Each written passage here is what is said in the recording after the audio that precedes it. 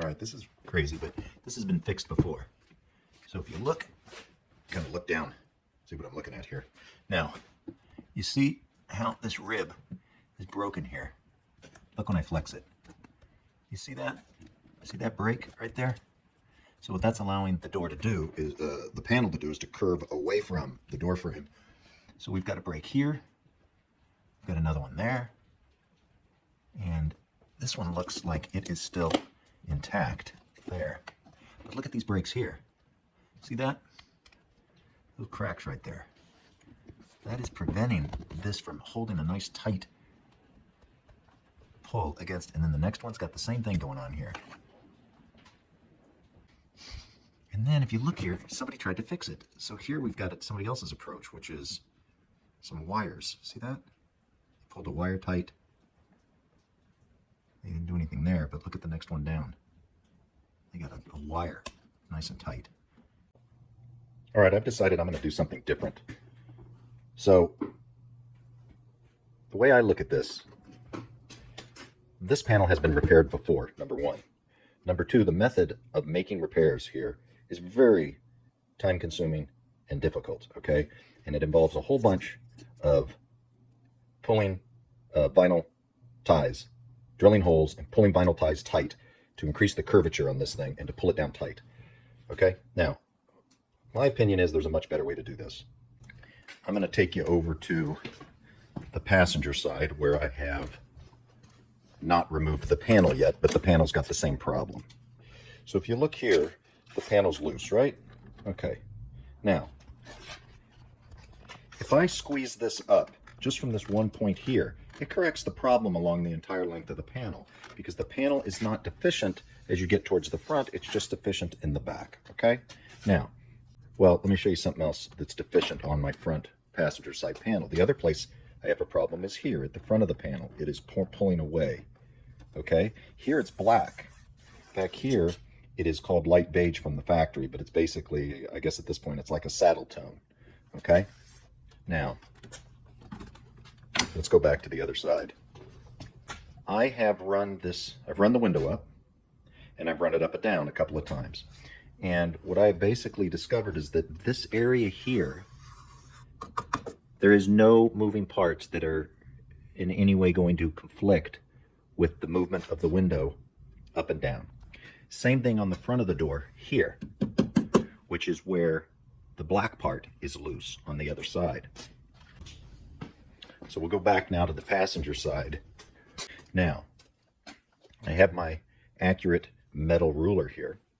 And if I measure the gap from the metal of the door to the edge of the material, and I push the material in, okay? It is about a ½ inch. It's about a ½ inch from the outside of the material to encounter the metal of the door, which means a 1-inch screw will work here. If I come over here to the back, it's the opposite. It's about 2 inches. I can't do it with one hand while I'm videotaping. I mean, I can try, but you can see here, if I push this panel all the way in, it's about 2 inches thick. It's a little bit less. It's like 1 3/4. So what that tells me is that a 1-inch screw properly placed right here, a 2-inch screw properly placed here, and a 1-inch screw here, but actually I'm going to do 2 here to keep this nice and square. But a 2-inch single screw right here will pull this whole panel right up where I need it, and it'll be perfect, and I don't have to worry about anything else.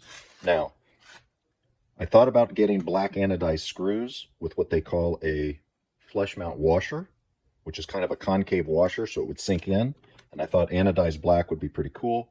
But then I discovered how I really want to do this, and there's a thing called snap caps. I'll put a picture of it in here. Snap caps, you've seen them before, but they're like a plastic cover to hide a screw. You can get them in all kinds of colors. So I'm going to get black. So I'm going to put 2 screws here with a black snap cap. You won't even see it. It'll blend right into the black. This one will be a tiny bit trickier to match the color, but I've already ordered it, and I got something called medium saddle, which hopefully will match. And I can tell you something right now. The color of my door panels is being misrepresented even on this iPhone. and on the video that you're looking to look at. You can't even, the screen is not properly reproducing the color. It's actually much more subtle than it appears on your screen right now. But the point is, I've ordered some caps. There's a few different colors to choose from. I got the closest one. In my opinion, this being my car, one nicely placed screw right here with a nice little plastic cap so that you're not just looking right at the screw is, and what I'm going to do is I'm going to measure it so it's perfectly placed on both sides of the car, identical location, and I think it'll be fine. That's going to be my approach to this problem, and it's going to get rid of this gap completely.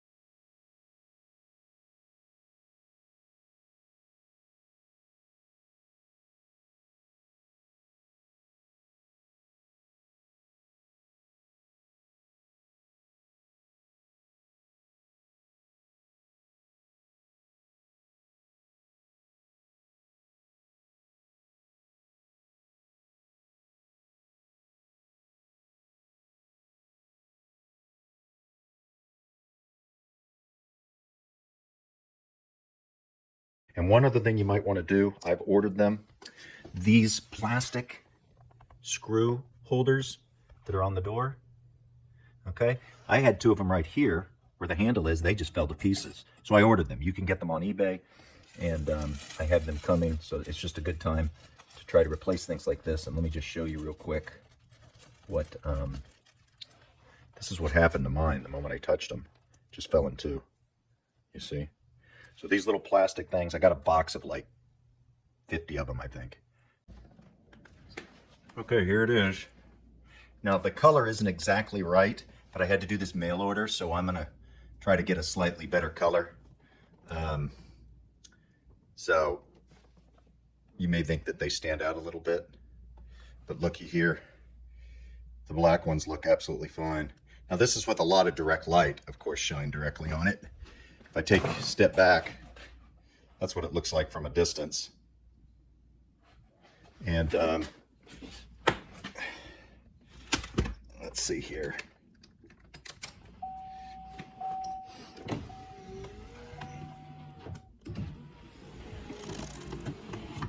So what I did was, this one has to be 2 inches. This one in the middle of the door, you need 1.5 inches. And you can get by with 1 inch here, but when you get into this hard corner, you need 3/4 of an inch. You could probably get away with 3/4 on all 3 of these. All right, let's see if I can show you the operation of the window.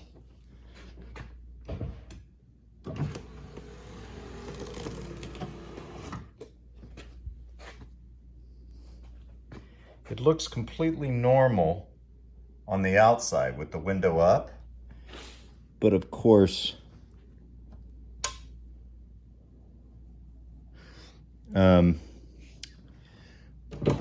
when I put it down, look at what is, there's all that bulging from the inner trim, which is probably a drawback from my repair method because I'm not pulling the curvature down.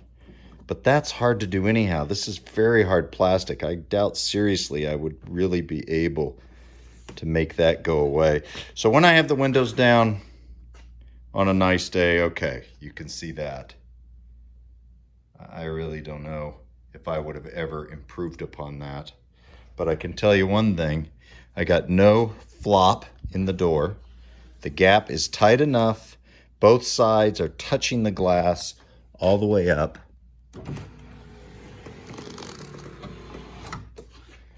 And looks good out here. And on the inside, looks pretty good there too, I'd say. There you go. You know what? I fixed that bulge problem. All I had to do, there must be some sort of a fitting. I don't know. All I had to do was press down on the door and it popped into place. So that funny bulge that I had disappeared. So now I'd say it's pretty good all around.